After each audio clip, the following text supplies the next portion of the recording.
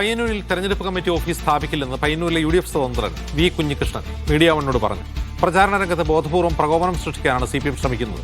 UDF പ്രവർത്തകർ ഉൾപ്പെടെ സജീവമാകുന്നതോടെ പ്രചാരണം സജീവമാകുമെന്നും പയ്യന്നൂർ ഇത്തവണ ചരിത്രം തിരുത്തുമെന്നും കുഞ്ഞികൃഷ്ണൻ പറഞ്ഞു.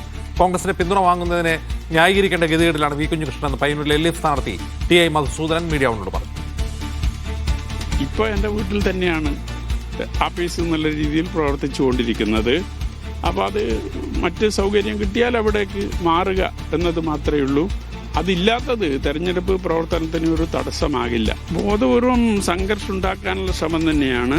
അതോടൊപ്പം തന്നെ ഞാൻ ഉന്നയിച്ച വിഷയം ജനങ്ങളുടെ മുമ്പിൽ വീണ്ടും എത്താൻ പാടില്ല എന്നവരാഗ്രഹിക്കുന്നു. മാറ്റമുണ്ടാകും എന്ന ഒരു നിരീക്ഷണമാണ് ജനങ്ങളുമായി ബന്ധപ്പെടുമ്പോൾ എനിക്ക് ഉണ്ടായിട്ടുള്ളത്. അവരുടെ ഗതികേട് എന്നല്ലാതെ പിന്നെ എന്ത് പറയാ. ഇതിനൊക്കെ ന്യായം കണ്ടുപിടിക്കുന്നതിന് വേണ്ടിയിട്ടുള്ള ശ്രമം എന്ന് പറയുന്നതിൽ നിങ്ങൾ ആലോചിച്ച് നോക്കണം. ചീമേനി രക്തസാക്ഷികളുടെ ആ രക്തസാക്ഷി ദിനത്തിലാണ് കോൺഗ്രസ്സുകാരെ കൈയും പിടിച്ചിട്ട് നോമിനേഷൻ കൊടുക്കാൻ വേണ്ടി പോകുന്നത്.